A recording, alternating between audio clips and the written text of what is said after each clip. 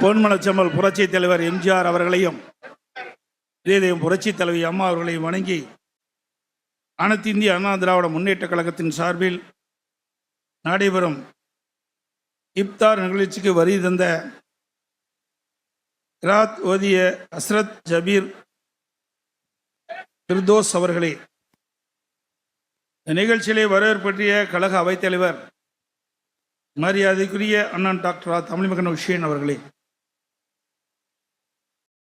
இந்த நிகழ்ச்சியிலே வாழ்த்துறை வழங்கிய கழக சிறுபான்மையினர் நலப்பிரிவு செயலாளர் முன்னாள் அமைச்சர் சகோதரர் திரு அப்துல் ரஹீம் அவர்களே,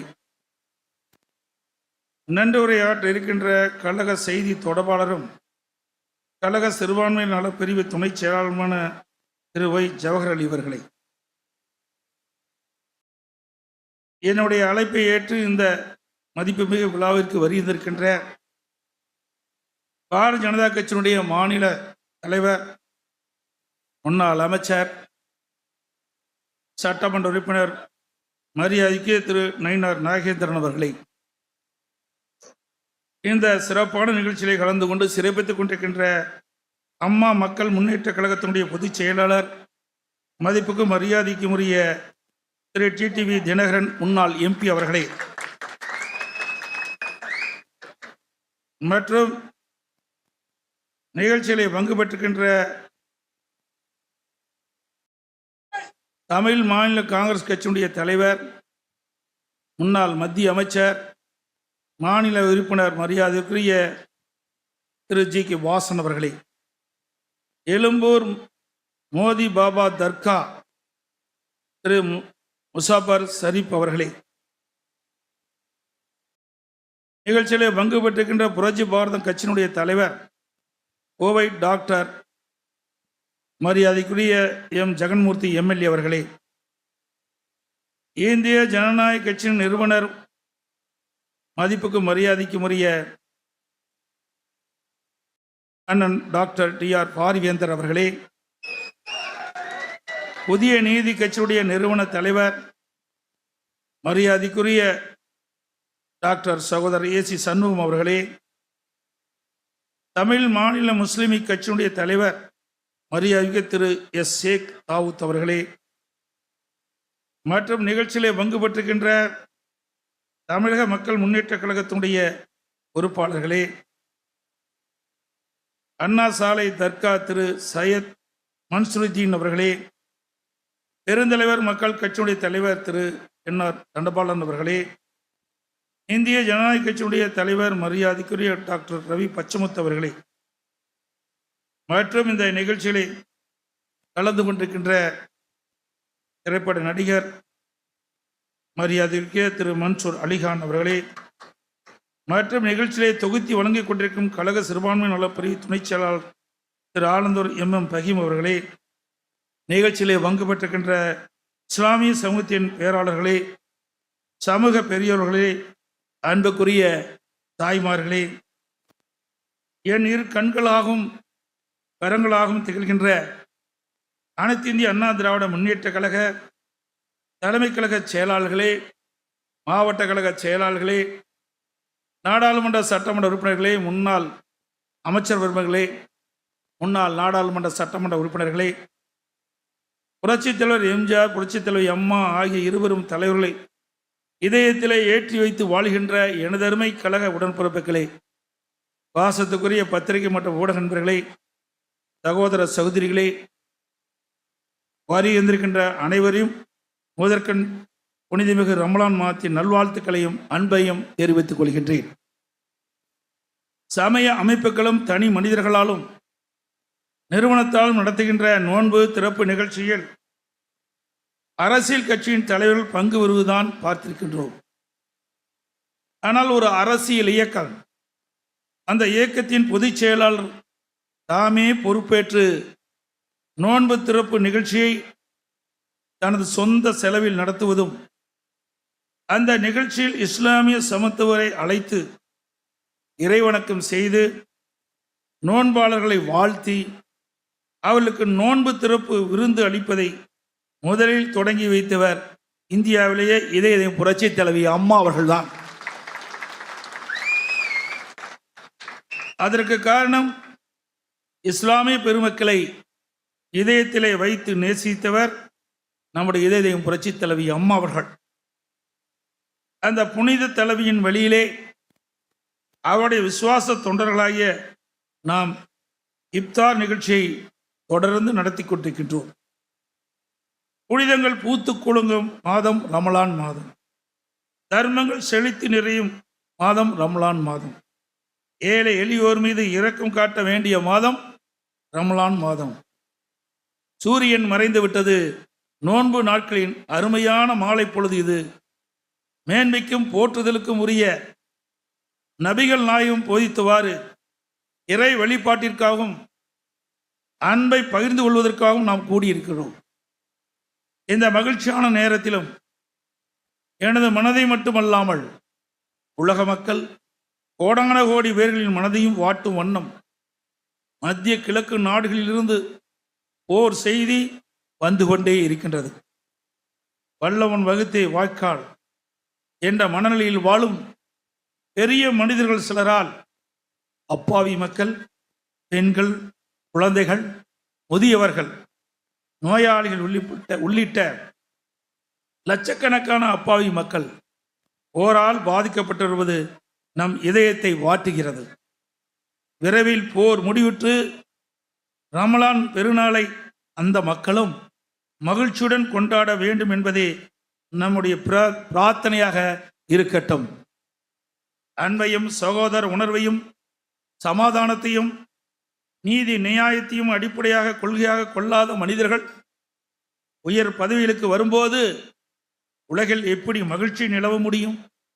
சமாதானத்தை தேடுவோர் நாட்டை ஆள வேண்டும் என்பதே இப்பெருவளாகால சிந்தனையாக மக்கள் மனதில் இருக்க வேண்டும். இஸ்லாத்தின் மிகப்பெரிய கடமை இந்த நோன்பு. சாப்பிடாமல் இருப்பதற்கு பெயர் பட்டினி கிடப்பது. ஆனால் ரமலான் மாதத்தில் இஸ்லாத் கட்டளை இடுவது பட்டினி அல்ல, மாறாக நோன்பு இருக்கச் சொல்கிறது. அப்படி என்றால் நோன்பு என்பது என்ன? நோன்பு என்பது இதயத்தை சுத்தம் செய்யும் முயற்சி. நோன்பு என்பது இல்லாதவர்களுக்கு நம்மிடம் இருப்பதை பகிர்ந்து கொள்ளும் பண்பாடு. நோன்பு என்பது நீதிமானாகவும் நியாய உணர்வு உள்ளவனாகவும் மனிதன் தன்னை தானே வடிவமைத்துக் கொள்ளும் நாணப்பட்டறை. இத்தகைய உயர்ந்த லட்சியங்களுக்காக மேற்கொள்ளப்படும் தன்னலம் துறக்கும் முயற்சியைத்தான் குறைந்தபட்சம் இந்த ரமலான் மாதத்திலாவது மனிதன் மேற்கொள்ள வேண்டும் என்று இஸ்லாம் வலியுறுத்துகிறது. நம் நாடு அனைத்து சமயங்களையும் மதிக்கின்ற மக்களை கொண்ட அற்புதமான மாநிலம் தமிழ்நாடு. ஒருவர் மற்றவரின் வாழ்க்கை முறையை மதித்து வேற்றுமையில் ஒற்றுமை கண்டு மத சார்பின்மையை பொது வாழ்வில் இலக்கணமாக கொண்டு ஒன்றுபட்டால் உண்டு வாழ்வு என்ற கொள்கையுடைய மாநிலம் தமிழ்நாடு.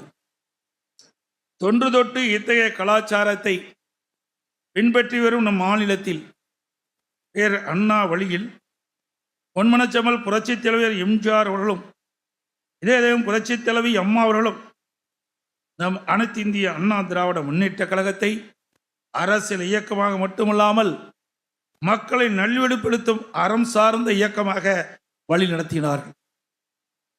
உங்கள் ஆசீர்வாதத்தையும் அன்பையும் பெற்று நானும் மதச்சார்பின்மை, சமய நல்லிணக்கம் ஆகியவற்றை உயிர் மூச்சென கொண்டு தொடர்ந்து உழைத்து வருகின்றேன்.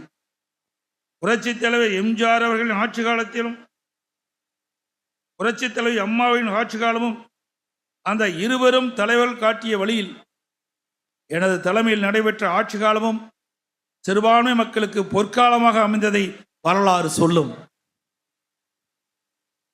அனைத்து இந்திய அண்ணா திராவிட முன்னேற்ற கழக ஆட்சி காலங்களில் இஸ்லாமிய சகோதர சகோதரிகளுக்காக அவர்களின் சமூக பொருளாதார மேம்பாட்டிற்காக எண்ணற்ற நலத்திட்டங்களை நாம் செயல்படுத்தி வருகிறோம். ஹஜ் புனித பயணம் மேற்கொள்ளும் சகோதரர்களுக்கான தங்குதடனை நிதி ஒதுக்கீடு செய்தது அனைத்து இந்திய அண்ணா திராவிட முன்னேற்ற கழக அரசாங்கம். முஸ்லிம் மாணவரின் உயர் கல்விக்காக கல்வி உதவித்தொகை ஊக்கத்தொகை வழங்கியது நம்முடைய அதிமுக அரசாங்கம்.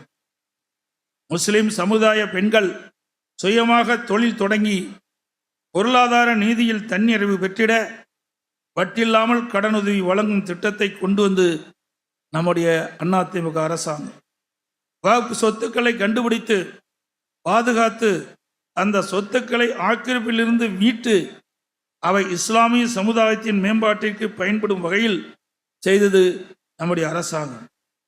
இந்த தேர்தல் நேரத்தில் நபிகள் அவர்கள் வாழ்வில் நிகழ்ந்த சம்பவம் ஒன்றை நான் குறிப்பிட விரும்புகின்றேன். ஒருமுறை நபிகள் நாயகம் மற்றவுடன் சேர்ந்து பள்ளி வாசலில் தொழுது கொண்டிருந்தார். அப்பொழுது நாகரீகம் அறியாத ஒருவர் தொழுகை கூட்டத்திற்கு உள்ளாகவே அசுத்தம் செய்ய தொடங்கினார். மற்றவர்கள் எல்லோரும் ஆத்திரப்பட்டு அவரை தாக்கவும் வெளியேற்றவும் முயன்றனர். ஆனால் நபிகள் நாயகம் அவர்கள் அந்த மனிதரை தாக்குதலில் இருந்து பாதுகாத்து அவரால் ஏற்பட்ட அசுத்தத்தை தானே கழுவி அந்த மனிதரையும் தூய்மைப்படுத்தி அவரோடு சேர்த்து தொழுதார். நபிகளின் இந்த மனிதாபிமானத்தையும் இரக்கத்தையும் கண்டு அந்த மனிதர் நபிகளின் தொண்டரானார். உண்மையான தொண்டு என்பது சமூகத்தை தூய்மைப்படுத்தும் பணி என்பதையும் எவ்வளவு முரட்டு மனிதராக இருந்தாலும் அவர்களை அன்பாலும் பொறுமையாலும் வெல்ல முடியும் என்பதை நமக்கு உணர்த்தும் சம்பவங்கள் இவை. அரசியல் வாழ்வு என்ற அறவாழ்வு வந்திருக்கும் நாம் லஞ்சமும் ஊழலும் தலைவிரித்தாடும் இன்றைய ஆட்சி அமைப்பை தூய்மைப்படுத்த வேண்டிய கடமை நம் அர்ப்பணிப்பாலும் நிதானமான செயல்களாலும் செய்திட வேண்டும். நம்முடைய ஆட்சி அமைய தமிழ்நாடு மக்கள் ஆவலாக காத்திருக்கிறார்கள். மகத்தான வெற்றியை அனைத்திந்திய அண்ணா திராவிட முன்னேற்ற கழகத்தின் தலைமையிலான தேசிய ஜனநாயக கூட்டணிக்கு வழங்க மக்கள் தயாராகிவிட்டார்கள் என்பதை இந்த நேரத்தில் தெரிவிக்கின்றேன். எந்த சூழ்நிலையிலும் நம்முடைய அடிப்படை கொள்கையில் இருந்து அணு அளவும் நாம் பெறல மாட்டோம். மதச்சார்பின்மை, சமூக நல்லிணக்கம், சட்ட ஒழுங்கு பாதுகாப்பில் சமரசமற்ற உறுதி. புரட்சித் தலைவர் எம்ஜிஆர், புரட்சித் தலைவர் அம்மா வழியில் எல்லோருக்கும் எல்லாம் ஆட்சி நடத்தும் என்று உறுதி கூறி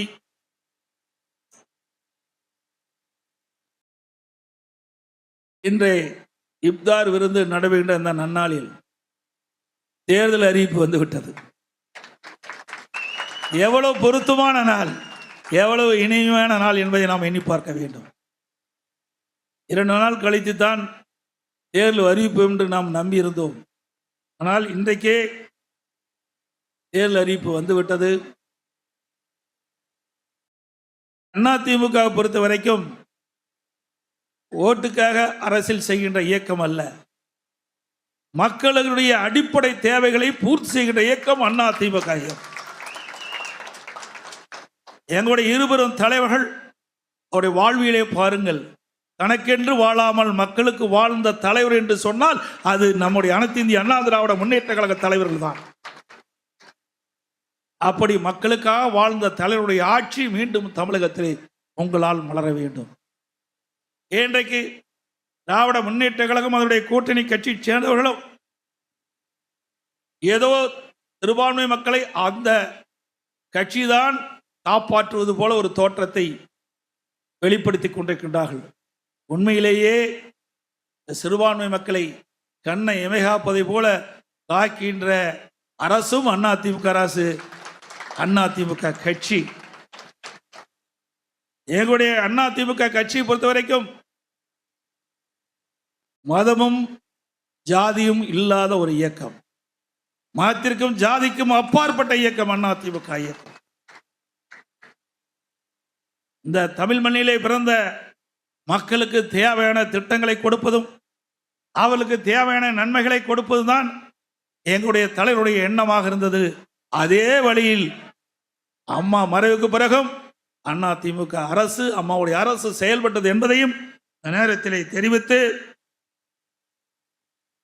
அனைவரும் புனித ரமலான் மாதத்தின் வாழ்த்துக்களை சொல்லி என் அழைப்பை ஏற்று வருகை தந்திருக்கும்